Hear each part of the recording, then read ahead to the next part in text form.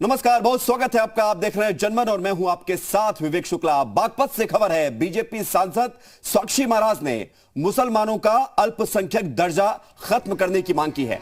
उन्होंने दावा करते हुए कहा है कि पाकिस्तान की जनसंख्या से ज्यादा हिंदुस्तान में मुस्लिमों की आबादी है, जिसकी वजह से अब उन्हें अल्पसंख्यक का दर्जा नहीं मिलना चाहिए। उन्होंने कहा कि जब देश का विभाजन हुआ तो इनकी संख्या 2 करोड़ थी, लेकिन अब 32 करोड़ पर पहुंच गई है। ऐसे में 32 करोड़ की जनसंख्या वाले अल्पसंख्यक कैसे हो सकते हैं?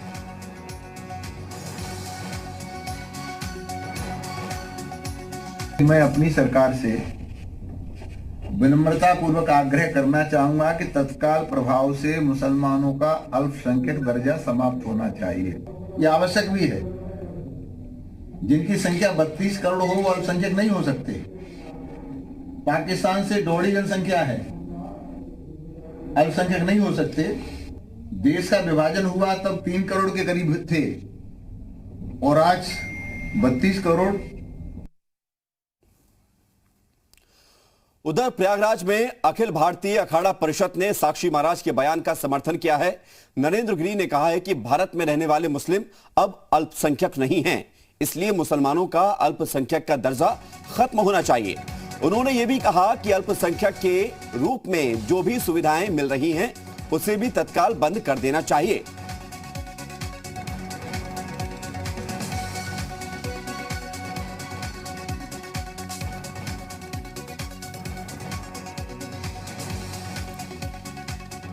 साक्षी महाराज का बयान बिल्कुल जायज़ है और उसका हम लोग समर्थन करते हैं। भारत में रहने वाले मुसलमान भाई अब अल्पसंख्यक नहीं है। उन्हें अल्पसंख्यक के नाते जो सुविधाएं दी जा रही हैं वो तत्काल समाप्त कर दी जाए।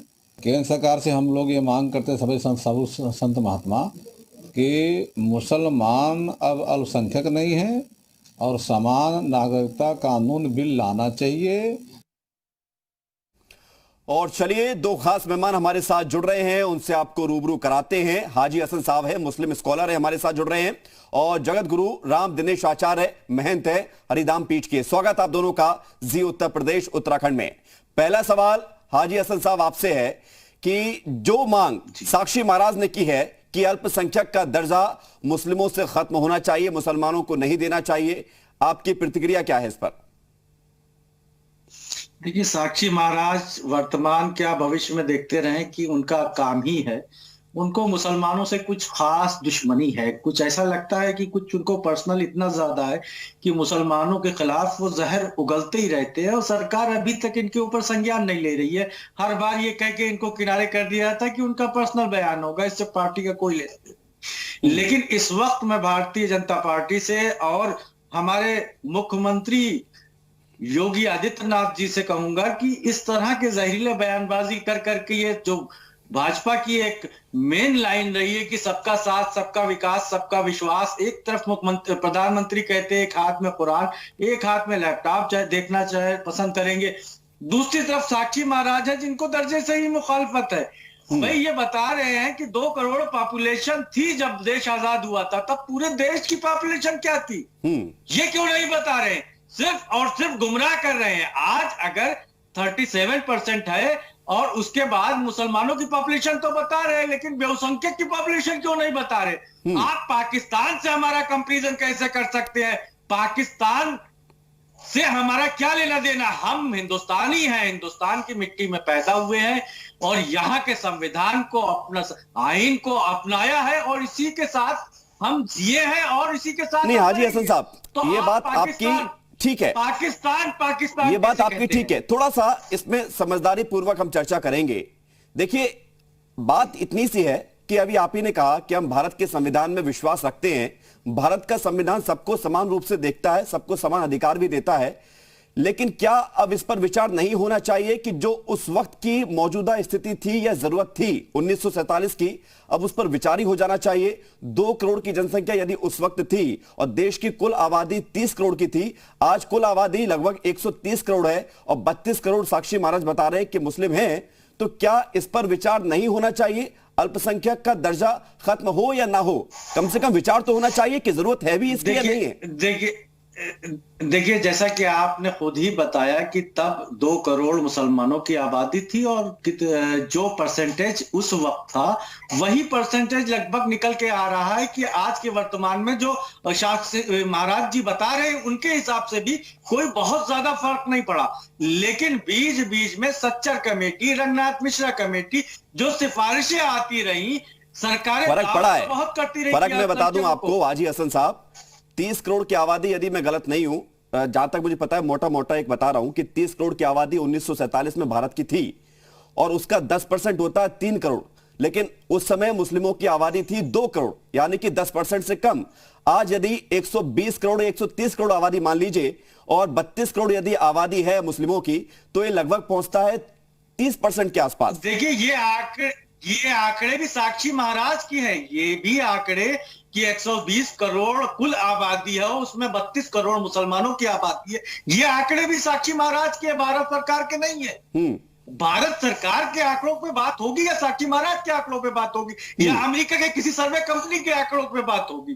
बात तो हमारी सरकार है, हमारा भारत है। हमारी सरकार के सक्षम नहीं है एक सर्वे करवाने को। ठीक है, मैं लौट रहा हूं आपके पास, तो आपके पास लौट रहा हूं। हाजी हसन साहब, आप बने रहिए हमारे साथ। दिनेश आचार्य जी भी जुड़े हुए हैं। दिनेश आचार्य जी, संत समाज ने साक्षी महाराज के बयान का समर्थन किया है, आप क्या कहेंगे इस पर? अभी आपने हाजी हसन जी को सुना, क्या वाकई में इसकी जरूरत महसूस करते हैं आप भी?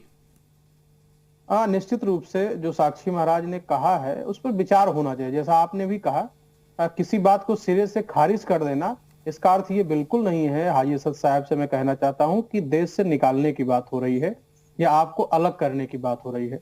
आप बराबर समुदाय में आ रहे हैं और हिंदू, मुस्लिम, सिख, ईसाई सब मिलकर इस देश में रहते हैं। तो यदि ऐसा कोई विचार आया है कि उस समय आपकी संख्या कम थी, अल्पसंख्यक होने के नाते आपको ये सुविधाएं दी गई थी, लेकिन अब आप संख्यक हो गए हैं तो उन सुविधाओं को किसी भी जाति बंद कर दिया वाईफाई क्या? किसी भी धर्म और जाति में हों, उनको ये सुविधा मिलनी चाहिए। तो इसके लिए चाहे वो दलित हों, चाहे वो गरीब हों, चाहे वो मुस्लिम समाज, कुछ ऐसी कैटेगरी बननी चाहिए कि जो धन से और उस प्रकार से कमजोर लोग हैं वो सुविधाएं उन तक पहुंचा दिया जाए। रही बयान की बात की साक्षी महाराज आग उगलते हैं, तो आग उगलने का काम ओवैसी जी भी करते हैं और ओवैसी को भी आप देखिए, कहते हैं 10 मिनट पुलिस हटा दिया। देखिए, ये सब चीजें आप कहने सुनने में अच्छी लगती हैं, लेकिन हम बात करेंगे तथ्यात्मक। देखिए, हमारा मकसद ये नहीं है कि किसी की भावनाओं को ठेस पहुंचे। हाजी हसन साहब, एक सवाल आपसे भी है, एक सवाल आपसे ये है कि इस देश में अल्पसंख्यक को लेकर स्थिति स्पष्ट नहीं है। देश के कई राज्य ऐसे हैं जहां पर हिंदू बहुसंख्यक तो हैं कागजों में, लेकिन असलियों में असली स्थिति उनकी ये है और दूसरे धर्मों के मुकाबले की स्थिति उनकी कमजोर है, यानी कि उनकी संख्या कमजोर है। तो आप हिंदू मुस्लिम में ना पढ़कर हाजी हसन साहब ये महसूस करते हैं कि अल्पसंख्यक जो एक स्पेशल प्रिविलेज दिया जाता है एक वर्ग को, उसकी दोबारा से समीक्षा होनी चाहिए? हाँ, वो गरीबी के ऊपर होना। हाजी हसन साहब जी, सवाल है मेरा। बिल्कुल बिल्कुल बिल्कुल बिल्कुल, इसकी समीक्षा तो बार बार होनी चाहिए थी। जैसे कि हमने पहले देखा कि कांग्रेस ने समीक्षा करवाई, लेकिन जो रिजल्ट आए, जो उसकी सिफारिशें आई, उनको कभी लागू नहीं किया।